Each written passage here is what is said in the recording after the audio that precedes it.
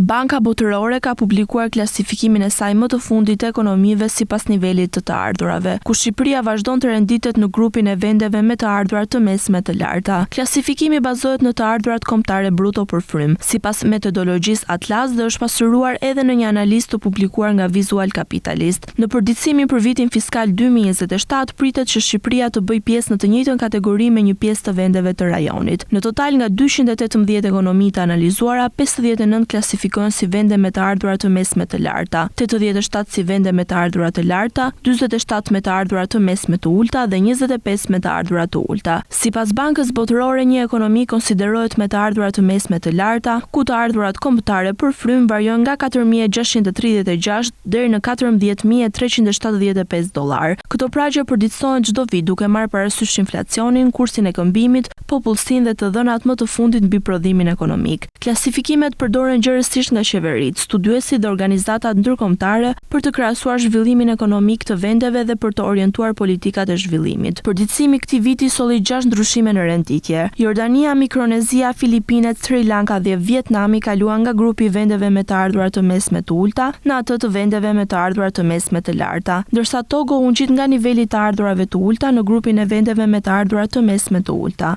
Megjithatë, Banka Botërore thekson se ky klasifikim nuk pasuron plotësisht mirëqenien e qytetarëve. Dy vende mund të jenë në të njëjtën kategori të të ardhurave, por të kenë nivele shumë të ndryshme pagash, kosto jetese, pabarazi ekonomike dhe fuqi blerëse. Për këtë arsye, grupet e të ardhurave shërbejnë si një tregues i përgjithshëm i zhvillimit ekonomik dhe jo si një matës i drejtpërdrejt i standardit të jetesës.